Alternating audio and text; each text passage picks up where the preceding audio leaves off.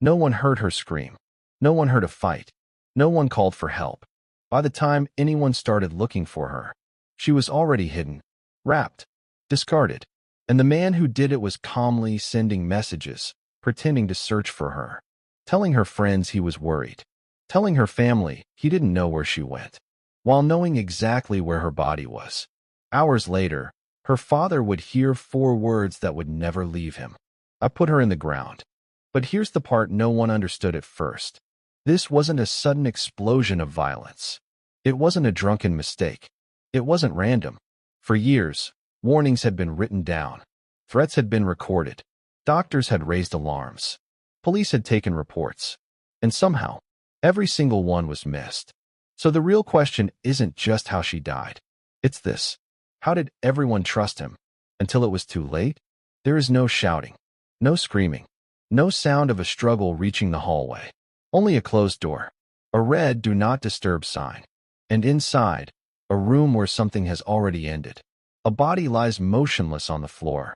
The air is heavy, not with noise, with finality. Someone stands there, breathing slowly, looking down, not in panic, not in disbelief, but in calculation. What happens next is not instinct. It is process. A phone is lifted.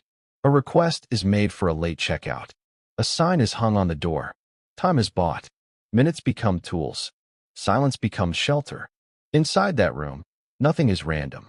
Bedding disappears. Towels vanish. A window lock is broken. Surfaces are wiped. Nothing suggests panic. Everything suggests control. A quilt is taken from the bed. A body is wrapped, lifted, placed carefully into a laundry cart, and pushed, quietly, through a corridor where strangers pass without noticing. Past Christmas decorations. Past families heading to breakfast. Past staff beginning their shift. No one stops him. No one asks questions. No one imagines what is being moved through that building. Outside, near waste containers and overgrown bushes, the cart stops. The bundle is dragged away. Hidden. Abandoned. And then he goes back to his room. He sleeps. He wakes. He eats breakfast. He checks out. As if nothing happened. Across the city, phones begin to ring. Again, and again, and again. She was supposed to be somewhere. She was supposed to arrive. She was supposed to answer. She always answered. But now there is silence. Messages stack up. Voicemails go unanswered. Worry spreads. Then, finally, a call connects. Relief lasts less than a second. Because the voice on the other end is not hers. It is a man, breathing slowly, whispering her name. Katie, Katie, over and over. Friends freeze. Something is wrong. They recognize the voice. They know who he is. They message him. Where is she? What happened? He says she left. He says she took a taxi. He says he doesn't know where she went. He says her phone died. He says he's worried too. Every sentence sounds reasonable. Every sentence is false. Because she is already dead. And he knows exactly where she is. A father gets into his car. He drives to a stranger's house. He knocks on a door he never imagined knocking on. A woman answers. She says her son is out walking the dog. She offers to call him. The father waits. He hopes. He prepares himself for an explanation. Instead, he hears a confession. I am a monster. I put her in the ground. There is no hesitation. No attempt to soften it. Just truth, spoken plainly. Police are called. Officers begin moving. They find him in a park. He tells them where the body is. They follow his directions. They search through bushes and debris. And they find her. Near a skip. Discarded. Her body shows signs of a prolonged, violent attack. But in that moment, details don't matter. What matters is that she is gone. And nothing can undo it. At the police station, he sits in an interview room. His body is full of alcohol, medication, drugs, a chemical fog that explains nothing. He has already confessed. But now he stops talking. He refuses questions. He stares at the table. He lets investigators do the work without him. They begin gathering fragments. Phone records, messages, hotel footage, receipts, witness accounts. They reconstruct his movements. Late checkout, do not disturb sign, laundry cart, missing bedding, broken lock. A pattern begins to form. This was not chaos. This was not accident. This was management. Meanwhile, detectives read his messages. I've tried calling her. Her phone is off. She left hours ago. She should be home by now. Each line written after he had killed her. Each message a performance. Each word a delay tactic. He was pretending to search, while knowing exactly where she lay. Why? What was he buying time for? What did he think would happen if he waited long enough? A hotel guest reports something strange. A coat hanger jammed into a fire escape door. Improvised. Out of place. A small detail most people would forget. But investigators don't. It suggests movement. Blocked pathways. Avoidance. Another quiet choice. Another hidden decision. Every detail tightens the picture. Then there are the photographs. Deleted images recovered from his phone. Pictures of her body. He admits he took them. He offers no explanation. Why preserve it? Why keep proof? Why return to it? No one knows. Not yet. By Christmas Day, he is charged with murder. He is remanded in custody. Her family releases a statement. They say they are devastated. They say their future has been stolen. They say she had no bad bone in her body. But grief does not answer questions. And this case is full of them. Because the most important question has not been asked yet. Not about the hotel. Not about the cart. Not about the lies. The real question is this. How did a man who would later confess to murder, who showed no panic, who managed every step, who lied with ease, end up alone with her in the first place? How did he reach her? How did he pass unnoticed? How did every warning system fail? Because this story did not begin in that hotel room. It began years earlier. With reports. With threats. With ignored files. With missed chances. With people who thought someone else would intervene. And they didn't. And now she was gone. And nothing could change that. Was this tragedy unpredictable? Or was it slowly assembling itself, piece by piece, long before she ever met him? Before anyone knew his name? Before his face appeared on news broadcasts? Before his words were replayed in courtrooms? He was just another profile. Another photograph. Another carefully constructed version of a person on a screen. A man who appeared accomplished, educated, ambitious, safe. Someone who looked like he had his life together. That was how she first encountered him. Not in person. Not in a bar. Not through friends. Through an app. A place where strangers met behind filtered images and curated biographies. Where trust was built in fragments. And danger could hide in plain sight. She had joined online dating for the same reason millions of people do. Work was demanding. Time was limited. Her social circle was busy. Meeting someone naturally was difficult. So she opened an app, created a profile, answered questions, uploaded photos, and waited. She wasn't reckless. She wasn't naive. She told her friends when she matched with someone. She shared pictures. She discussed plans. She checked in. She followed the informal safety rules women quietly passed down to each other. Text me when you get there. Send me his photo. Let me know if anything feels off. She did all of that, which makes what happened harder to accept. His profile stood out, not because it was flashy, because it was polished, professional.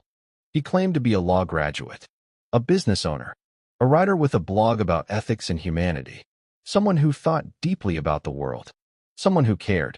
The name of the blog alone suggested virtue. Ordinary, decent, human. 3 words designed to disarm. 3 words that implied safety, stability, moral grounding. He knew how to present himself. He had practiced. Their conversations began normally, light, friendly, curious. They talked about work, about interests, about life. Nothing alarming, nothing inappropriate, no obvious red flags. He did not rush.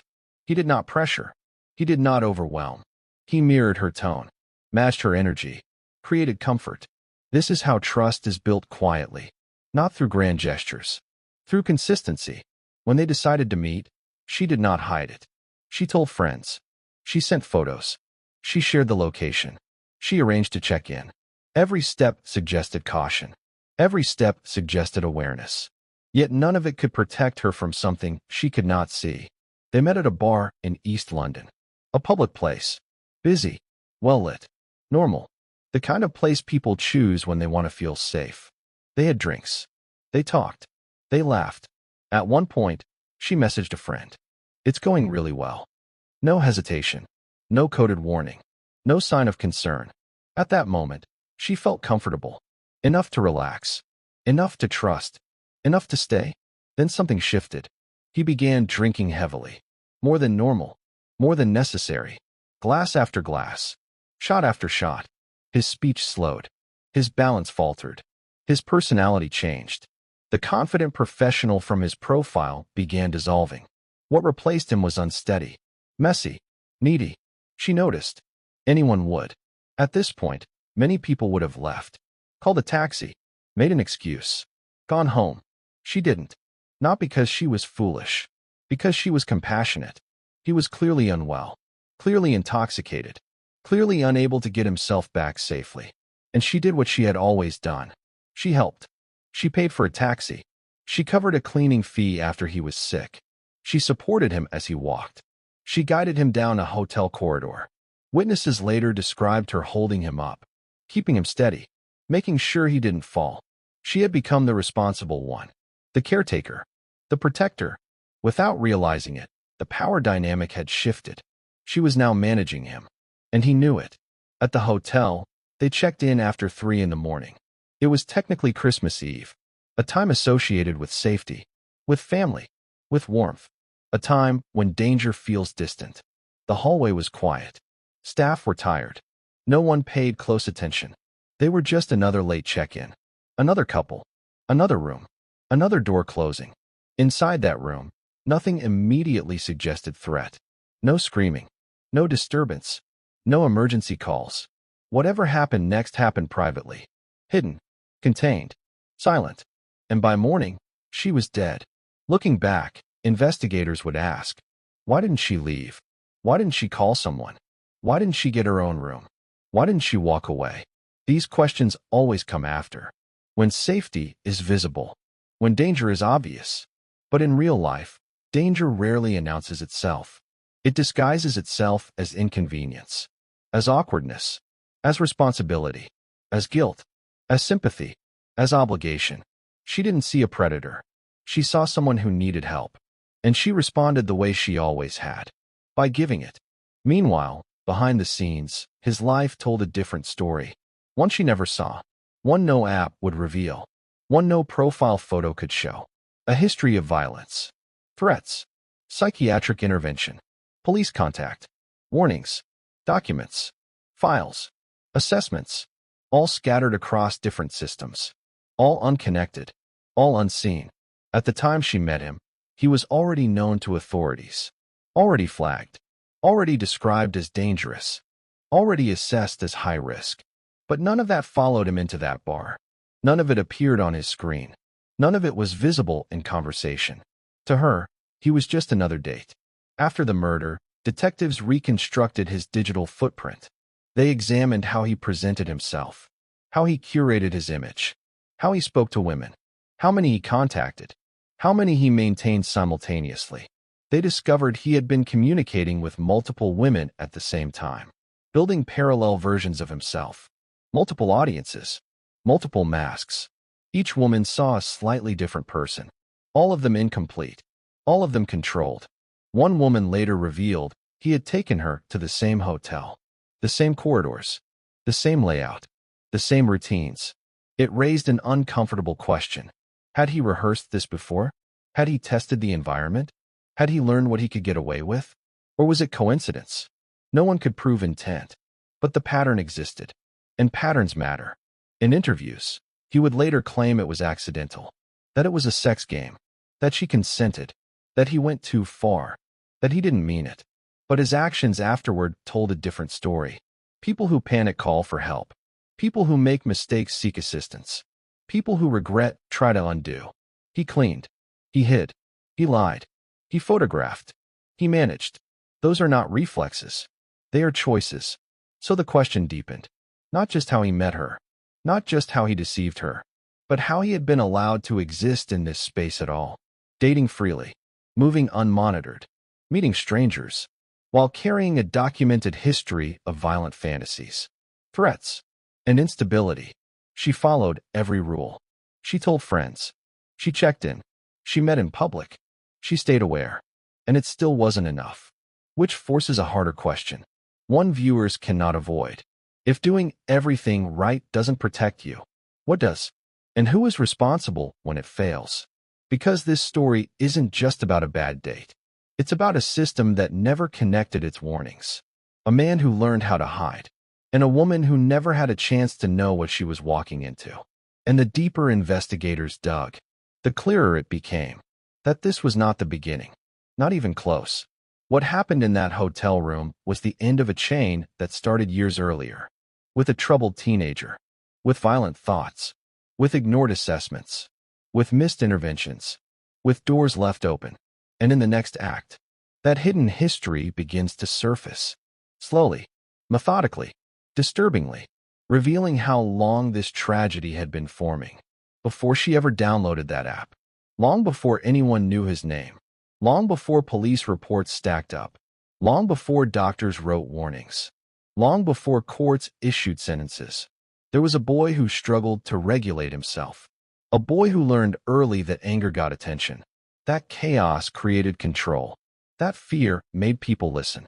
Not all dangerous people look dangerous at first. Some begin as difficult, unstable, unpredictable. The kind of child teachers worry about. The kind parents hope will grow out of it. He did not. As a teenager, he began showing signs that would later appear in every psychological assessment.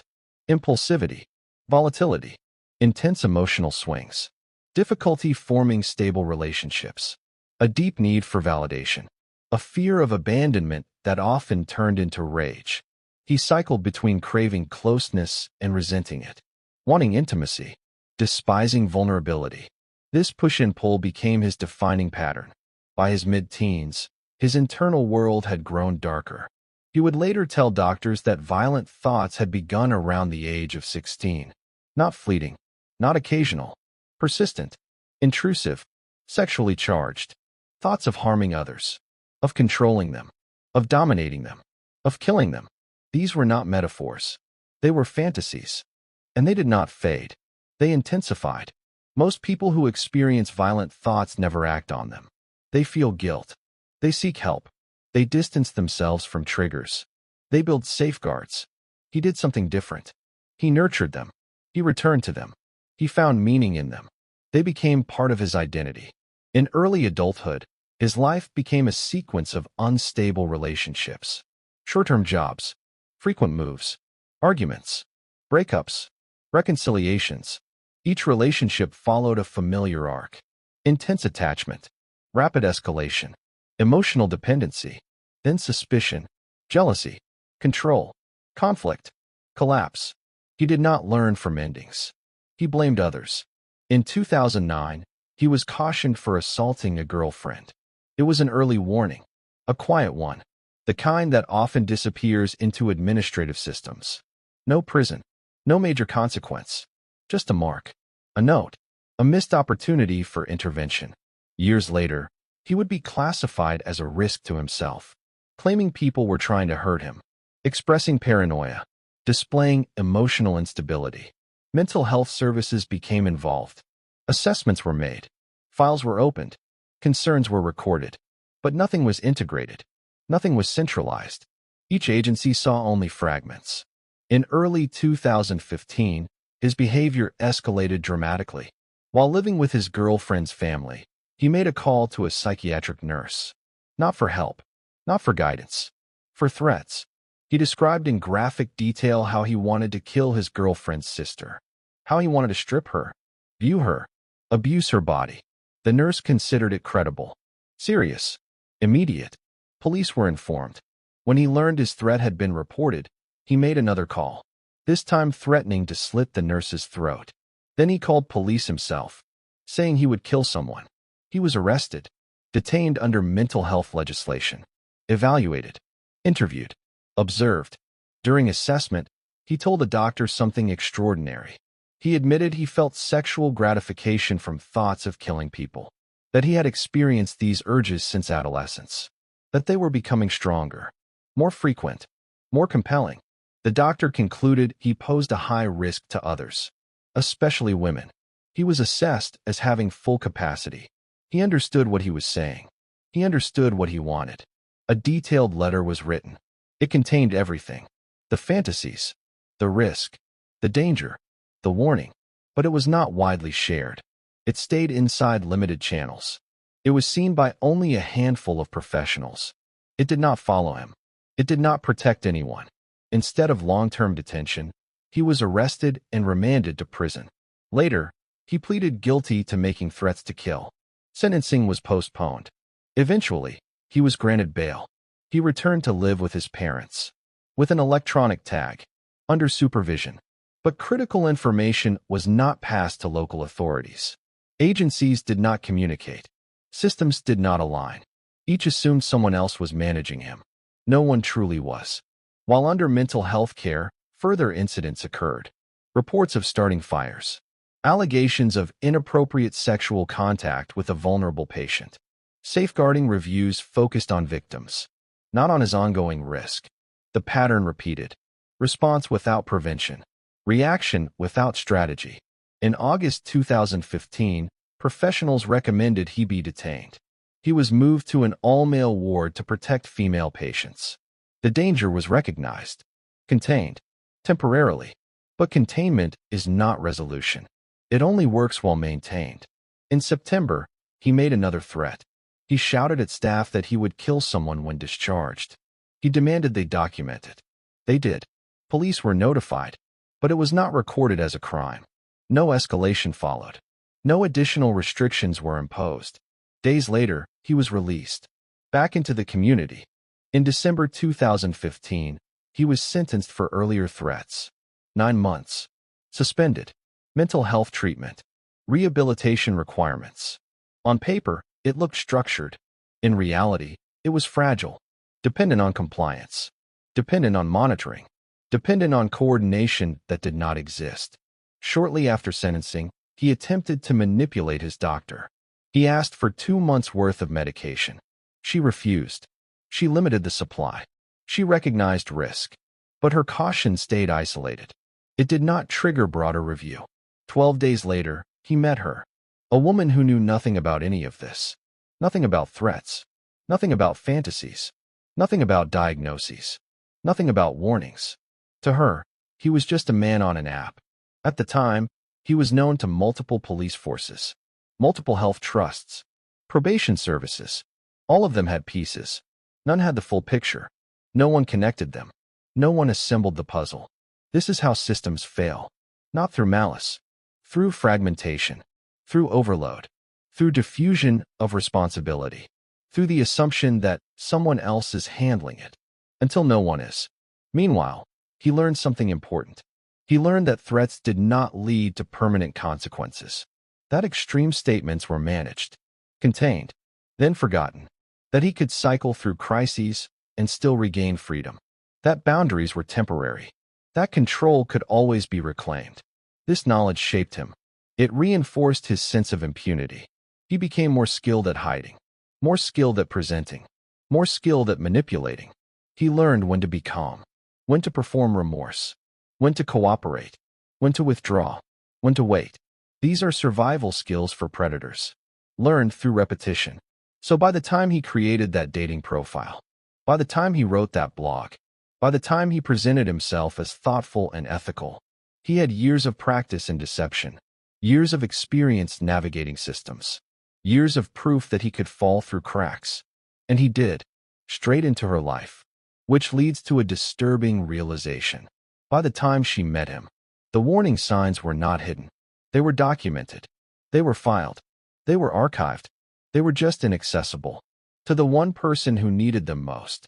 And in the next act, we see what happened when that hidden history collided with opportunity, with freedom, with confidence, with unchecked access, when he stopped being managed and started feeling untouchable after years of instability. After arrests, after hospitalizations, after court appearances, after warnings, after supervision, after monitoring, he found himself, once again, free. No locked doors, no word schedules, no daily check-ins, no immediate consequences, just space, silence, opportunity. For the first time in years, no one was watching closely. And he noticed. Freedom did not calm him. It energized him. It confirmed something he had slowly begun to believe. That nothing truly stopped him. That systems reacted. They did not prevent. That no matter how extreme his behavior became, he would eventually be released, returned, reset. This belief hardened, and confidence followed. He began rebuilding his image.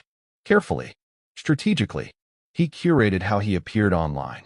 Professional photographs, thoughtful captions, intellectual interests, a blog about morality, about social issues, about being a good person.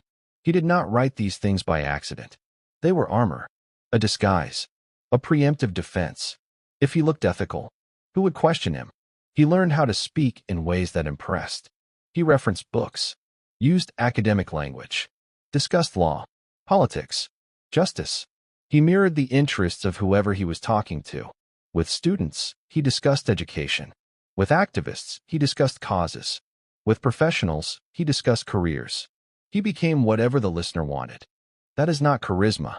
It is camouflage. Meanwhile, he maintained multiple conversations with women, not sequentially, simultaneously. He cultivated options, backups, sources of attention. If one withdrew, another filled the gap. No loss, no emptiness, no accountability. Each connection followed the same template. Initial charm, intense interest, rapid bonding, personal questions, emotional disclosure, validation. He created intimacy quickly, faster than most people would, because speed creates dependence, and dependence creates leverage. He presented himself as misunderstood, as someone who had been through hardship, as someone who had mental health struggles, but was working on it. This framing served two purposes. It invited sympathy, and it preemptively excused future behavior. If he became volatile, there was already an explanation.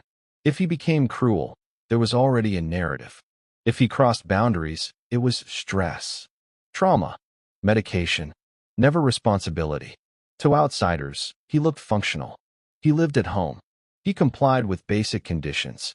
He attended appointments. He did enough. Just enough. That is how high-risk individuals often survive systems. Not by changing, by meeting minimum thresholds. Inside, nothing had changed. The fantasies persisted. The desire for control remained. The need for domination intensified. But now, he had privacy, technology, and access. He spent more time online, dating platforms, messaging apps, forums, spaces where identities are fluid, where histories are invisible, where first impressions overwrite past records. He understood this environment instinctively. It was made for people like him. He learned which photos worked, which angles conveyed trust, which expressions looked sincere. He learned when to mention his law background, when to mention volunteering, when to talk about social justice.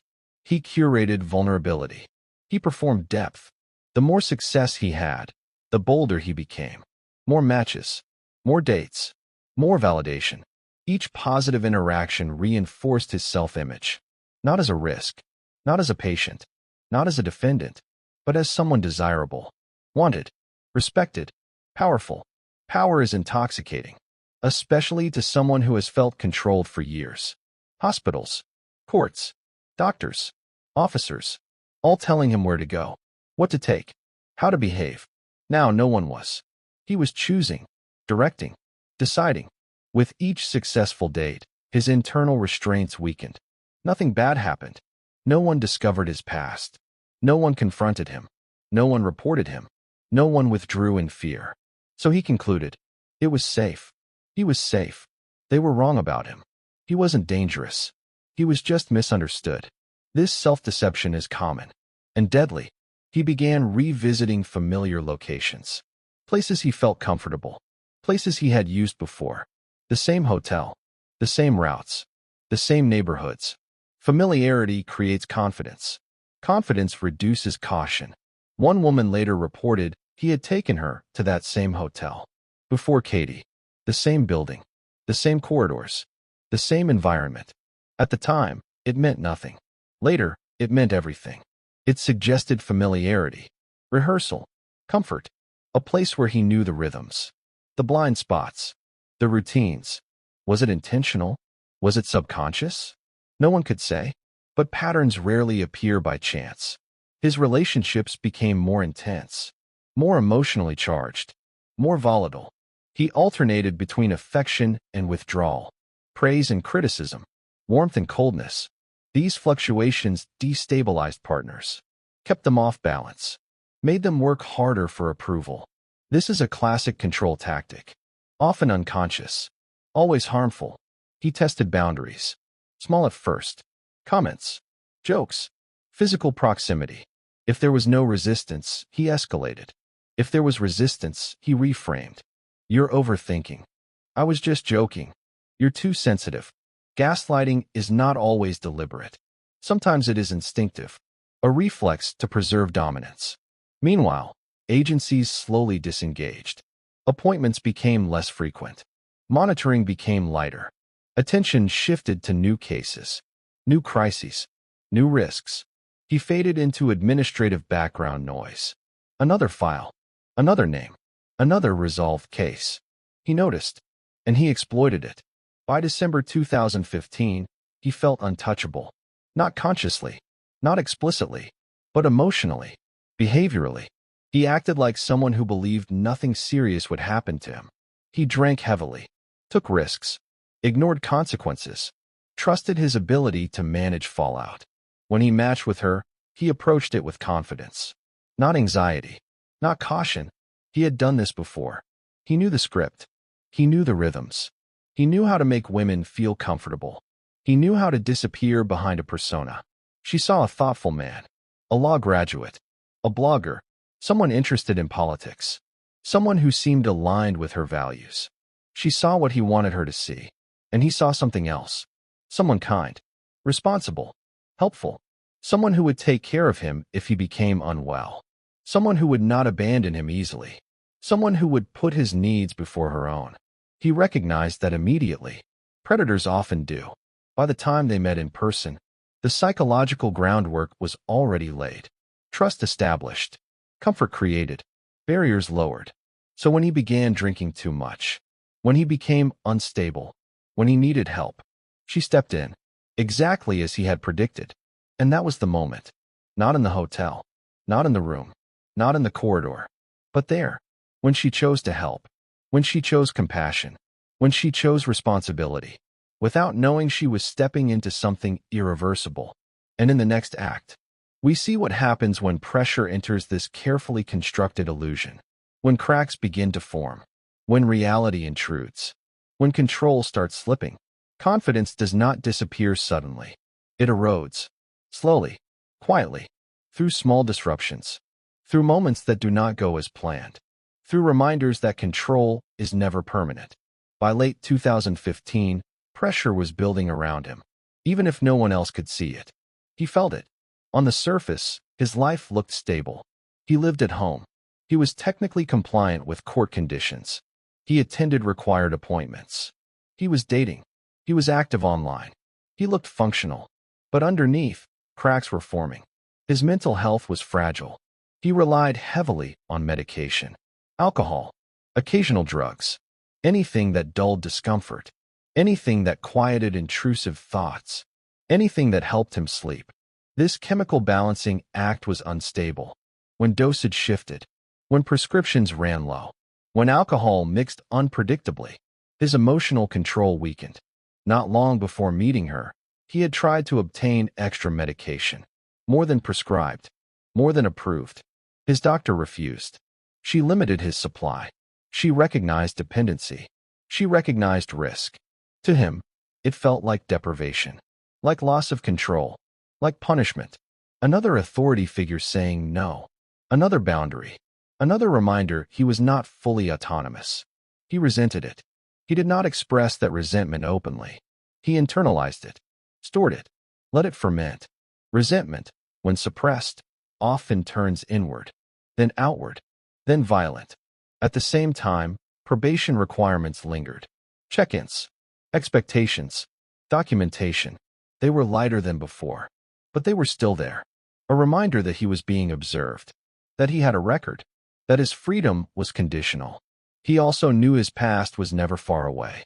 All it would take was one background check, one curious date, one determined search, and his carefully constructed image could collapse. This awareness created constant low-level anxiety, the fear of exposure, the fear of rejection, the fear of losing access. So he worked harder at impression management. More charm, more vulnerability, more storytelling, more emotional bonding. He leaned into the misunderstood narrative. He portrayed himself as someone who had been unfairly judged, someone who deserved empathy. This invited partners to defend him, to excuse him, to protect him. Meanwhile, he maintained contact with multiple women, not for romance, for regulation.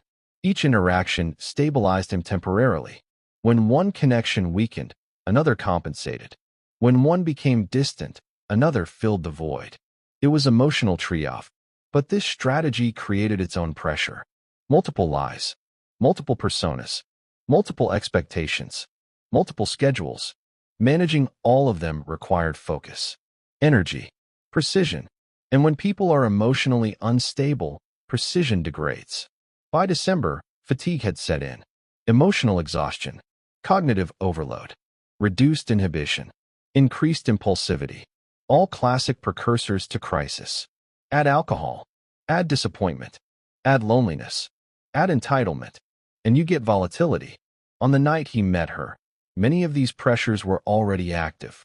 He had limited medication. He had unresolved resentment. He had mounting anxiety. He had emotional dependency. He had a fragile self-image. He had a need for validation. At first, the date went well. It validated him, confirmed his desirability, reinforced his self-concept. He felt seen, respected, chosen. That mattered more to him than most people realized. So he drank, to celebrate, to relax, to amplify the feeling. But he did not regulate himself. He drank excessively, beyond social norms, beyond comfort, beyond safety. This was not unusual for him. Alcohol had long been part of his coping strategy. As intoxication increased, inhibition decreased. Impulse control weakened. Emotional regulation collapsed. The carefully maintained mask began slipping. He became unsteady, sick, dependent, embarrassed. In that moment, the power dynamic shifted. From performer to liability. From controller to dependent. This is psychologically destabilizing for someone like him. He was no longer impressive. He was being managed, helped, supervised. He hated that feeling, even if he never said it. When she chose to help him, to take him to a hotel, to pay for the taxi, to cover fees, she believed she was doing something kind. He experienced something else. A loss of dominance, a reversal of roles, a threat to his self-image. For people with fragile narcissistic traits, this is dangerous. Dependence feels like humiliation. Care feels like weakness. Gratitude feels like inferiority. And inferiority breeds rage. By the time they reached the hotel, he was deeply intoxicated, disoriented, emotionally unstable, yet still capable of planning, still capable of intention, still capable of decision-making. This combination is volatile. Inside the room, external pressure disappeared. No observers, no witnesses, no staff, no friends, no cameras, just two people. And one of them was losing control. Something happened in that space. A shift, a trigger, a moment when internal pressure became unbearable. It could have been rejection, frustration, perceived insult, loss of sexual control, loss of emotional dominance. We cannot know the exact catalyst, but the pattern is familiar. Stress plus entitlement plus intoxication plus instability equals danger. Later, he would claim it was an accident, a game, a misunderstanding, that he went too far. These are post hoc rationalizations. They appear in countless violent cases. They protect self-image. They minimize responsibility. They obscure intent. What we do know is this. After she was dead, pressure did not overwhelm him. He did not collapse. He did not surrender. He did not confess immediately. He acted methodically, strategically. He managed the aftermath, which tells us something critical. The violence was not a loss of control. It was an expression of it. After the killing, Pressure shifted from internal to external. Now there were risks, consequences, exposure. He entered crisis management mode, and he was very good at it. He cleaned, he hid, he lied, he manipulated, he delayed, he performed concern, he coordinated his story.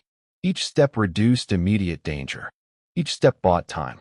Pressure reveals character, and under maximum pressure, he did not seek help. He sought advantage.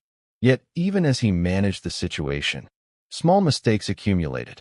Details, witnesses, messages, evidence.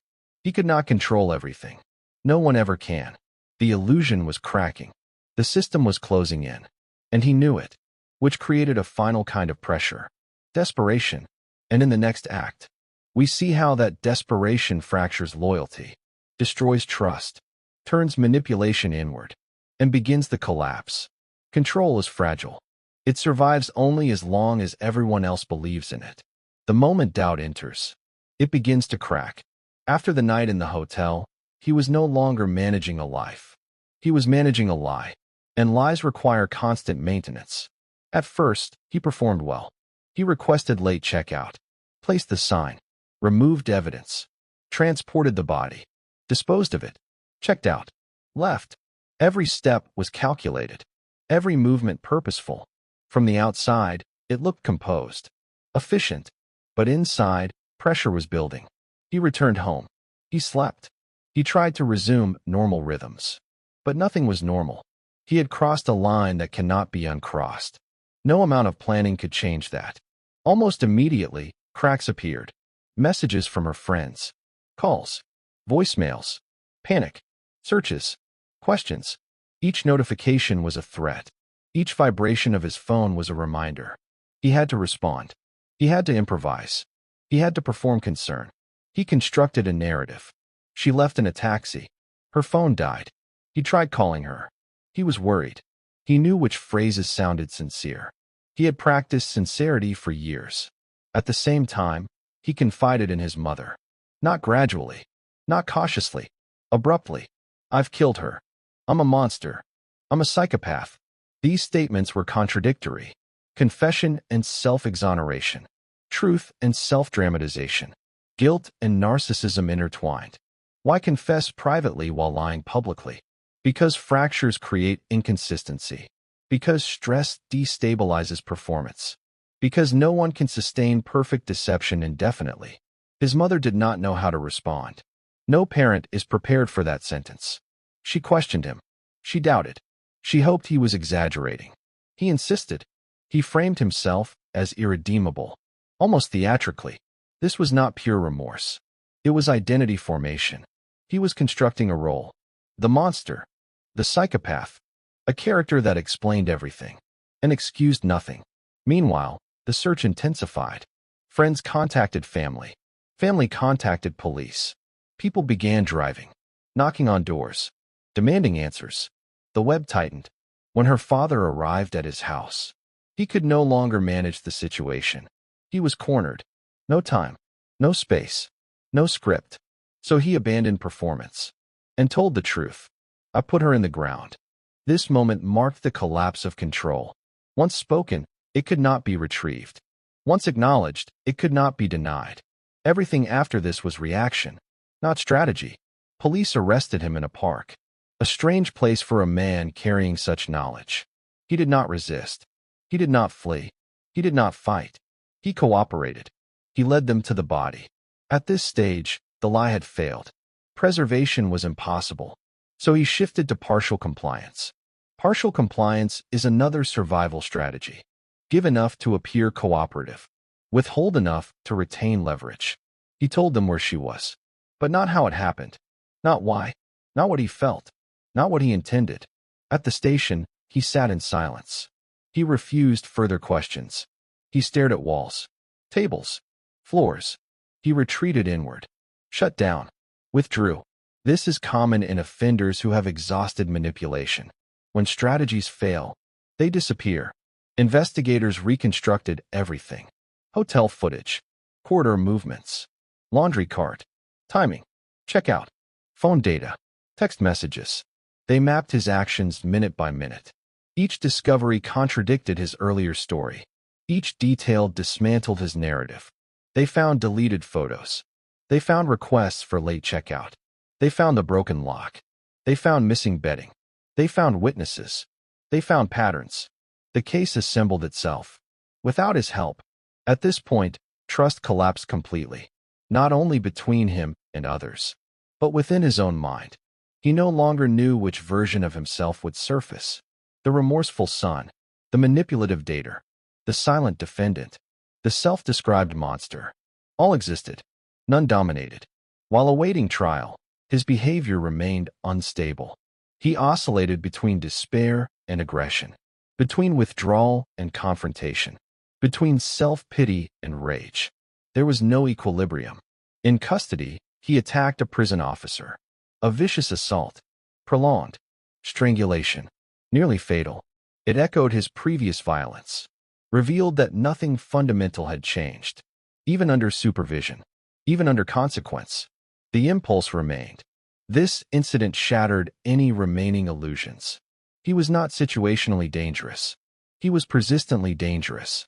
Across environments, across contexts, across circumstances. Psychiatric evaluations confirmed this. Narcissistic traits, emotional instability, callousness, lack of empathy, sexualized control fantasies, a need for dominance. These were not temporary states. They were structural. Meanwhile, her family entered a new phase of suffering.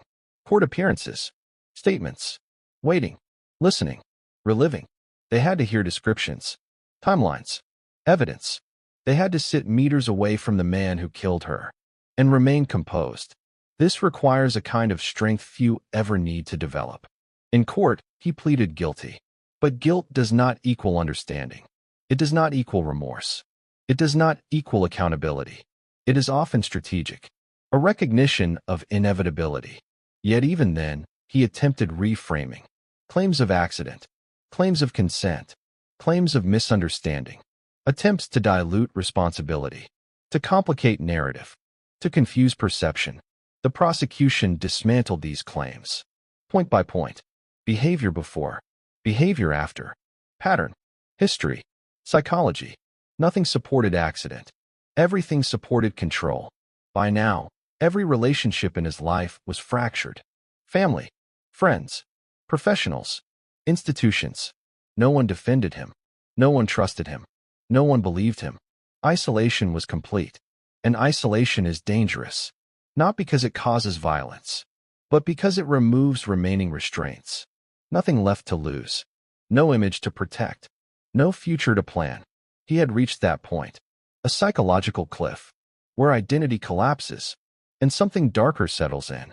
In the next act, we see what happens when someone crosses that final threshold, when excuses end, when self-deception fails, when the last moral barrier falls.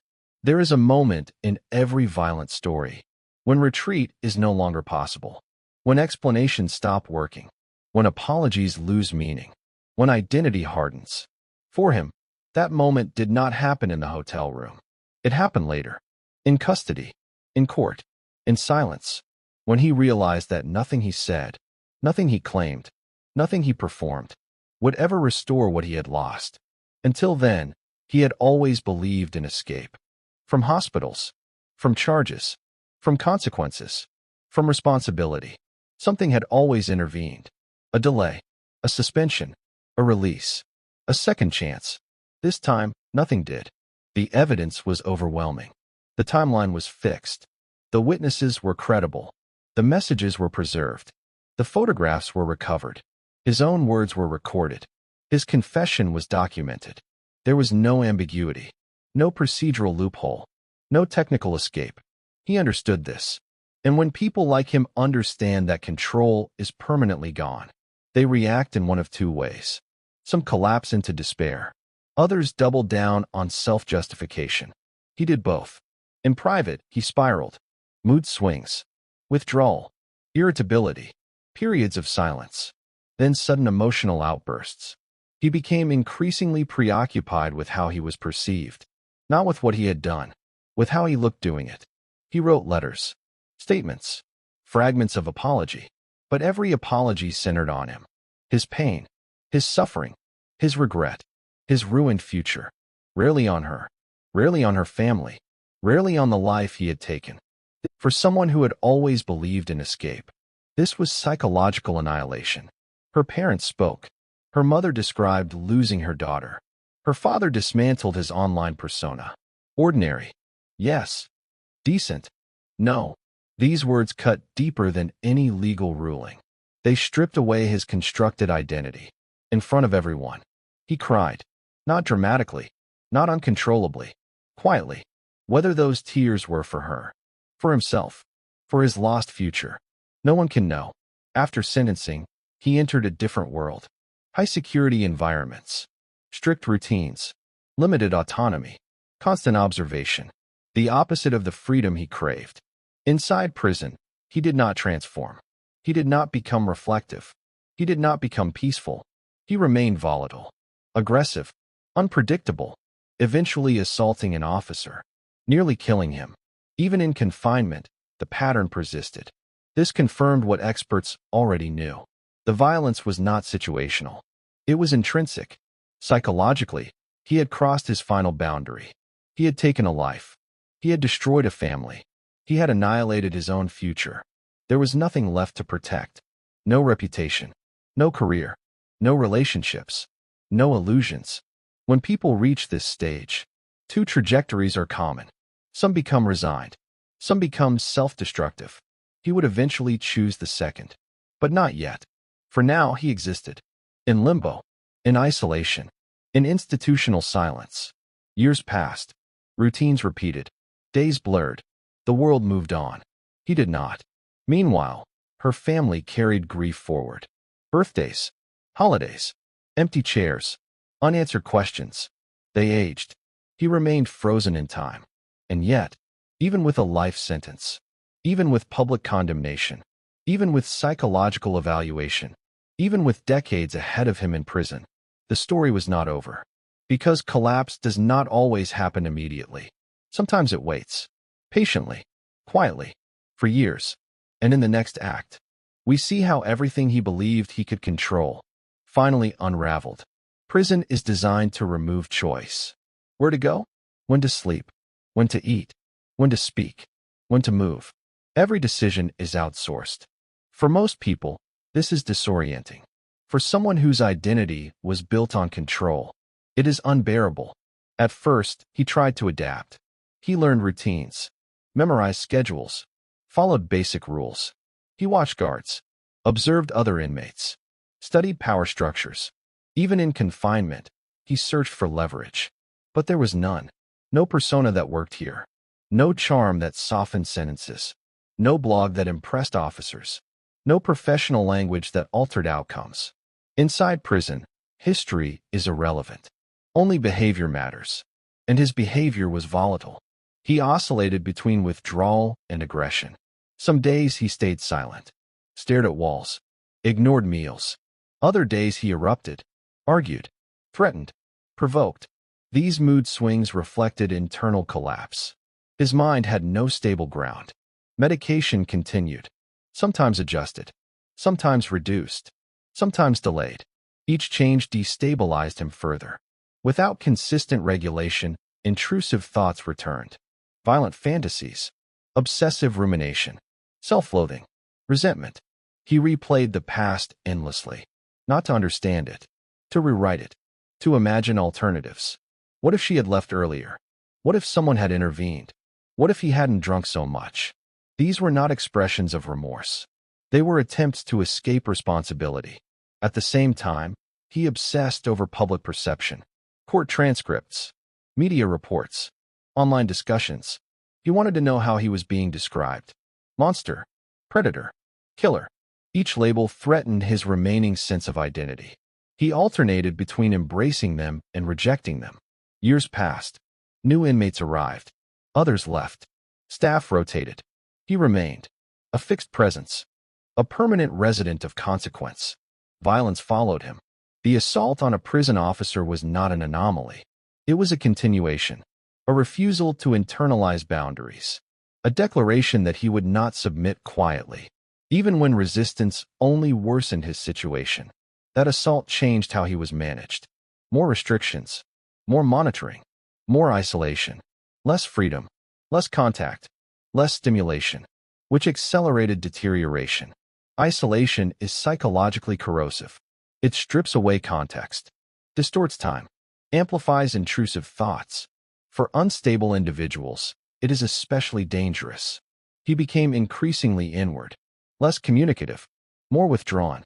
He stopped forming alliances, stopped seeking validation, stopped performing. This was not growth. It was depletion. Meanwhile, outside prison walls, another process was unfolding. An inquest, a review, an examination of institutional failure. Agencies were asked to explain themselves. Why warnings were missed. Why information was not shared. Why risk was not managed. Why safeguards failed. Documents were reopened. Emails reviewed. Policies scrutinized. Mistakes were acknowledged. Systemic gaps were identified. Communication failures. Fragmentation. Diffusion of responsibility. No single villain. No single fix. Just layers of preventable oversight. The conclusion was devastating. Opportunities had been missed. Warnings had existed. Better coordination might have helped. But certainty was impossible. No one could say prevention was guaranteed. Only that failure was widespread. For her family, this brought no comfort. Knowing mistakes were made does not restore life. Knowing protocols failed does not ease grief. It only adds another layer of loss. Loss of trust. Loss of faith. Loss of belief in protection. They attended hearings. Listened to testimony. Heard professionals admit shortcomings. They became advocates. Not by choice. By necessity. Back inside prison, he was largely unaware of these proceedings. Or indifferent. His world had shrunk to walls. Schedules. Doors. Silence. He aged. Physically. Mentally. Emotionally. Lines deepened. Posture changed. Energy faded. The confident online persona from years earlier became unrecognizable. Yet something remained. A sense of unfinished narrative. A refusal to fully accept permanence. He was alive, but not reconciled. Existing, but not integrated. People in long-term confinement often reach a psychological crossroads. Acceptance, or destruction. Adaptation, or collapse. He drifted toward collapse. He stopped engaging with support services, stopped attending programs, stopped responding meaningfully to interventions. He withdrew from treatment, from structure, from possibility. Sleep patterns deteriorated. Appetite fluctuated. Motivation vanished. These are warning signs. But in high-security environments, warning signs are common. Resources are limited. Staff are stretched. Risk is everywhere. He became another file. Another high-risk inmate. Another complex case. Managed. Monitored. But not truly reached. Then, one night, in February 2021, in a locked single-occupancy cell, with no witnesses, with no immediate intervention, he acted. A self-inflicted. It did not resolve unanswered questions. It only removed one voice, one perspective, one potential explanation. Forever. And now, in the final act, we confront what remains. After trials end, after sentences conclude, after perpetrators disappear, what is left behind? When he died, the news was brief. A short report, a few paragraphs, a timestamp, a cause, a location. No ceremony, no public reckoning, no final testimony, just another line in a database. Another case, closed administratively. But nothing was closed. Not for her family, not for the people who loved her, not for the systems that failed, not for anyone who had followed the story. His death removed the last opportunity for answers. No explanation, no detailed confession, no psychological clarity, no acknowledgement of motive. No direct apology. Whatever he truly thought, whatever he truly felt, went with him. For her parents, this meant a second loss.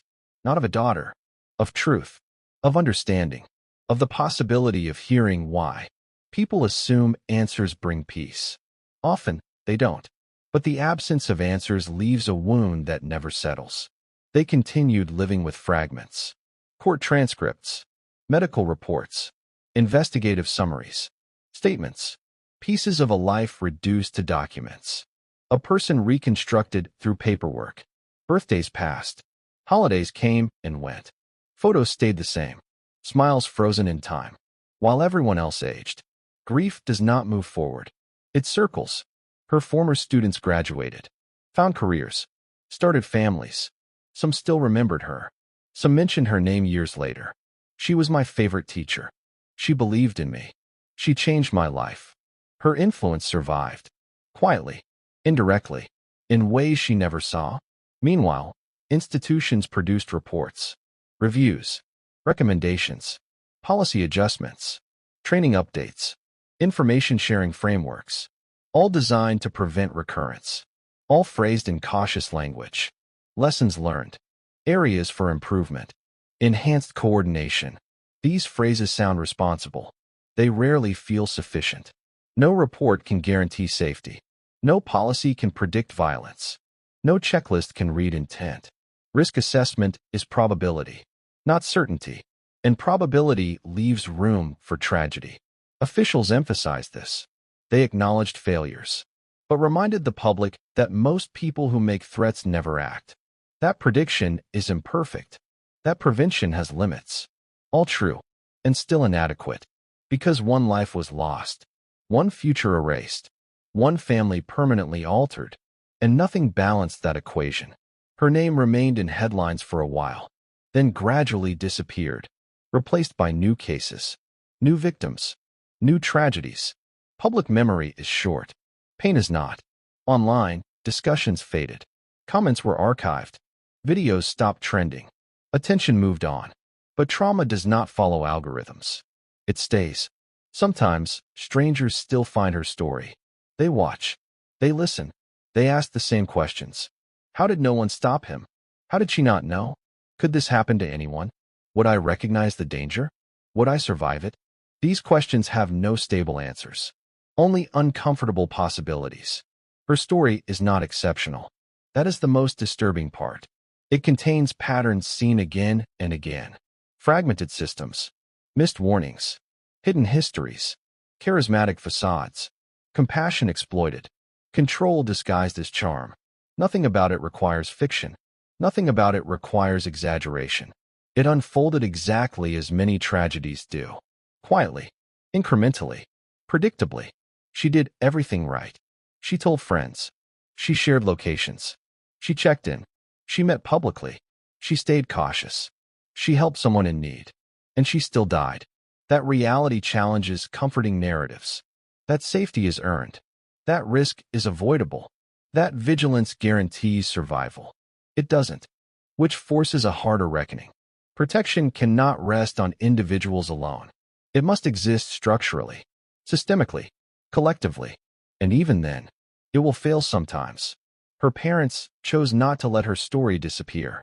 They participated in reviews, advocated for reform, spoke publicly, not out of anger, out of responsibility. Because silence helps no one. They described her as kind, energetic, fearless, dedicated, someone who helped others without being asked, someone who believed people deserve patience. That belief shaped her life. And, tragically, her death. The man who killed her is gone. His name will fade. His face will be forgotten. His files will gather dust. His story will shrink to a footnote. That is how history treats perpetrators. But her absence remains. In empty rooms. In unused notebooks. In unopened messages. In voices that still expect replies. Sometimes, people imagine justice as balance. Pain exchanged for punishment. Life traded for sentence. Closure delivered through verdicts. That is not how it works. Justice is administrative. Grief is personal. They rarely meet. What remains is echo, not sound.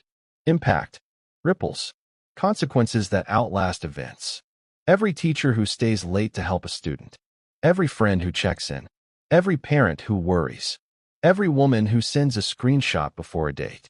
Every person who hesitates before trusting. Her story is there. Invisible. Influential. And somewhere right now, someone is scrolling. Reading profiles. Judging photos.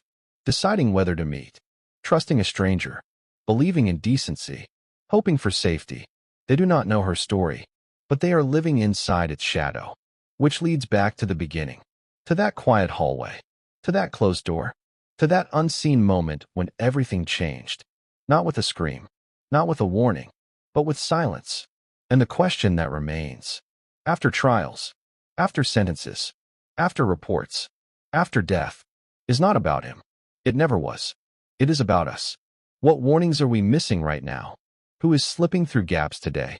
Which files are sitting unread? Which risks are being minimized? Which lives are depending on systems that assume probably safe is enough? Because somewhere, another story is forming, quietly, patiently, in fragments, just like this one did. And we won't recognize it until it's already over.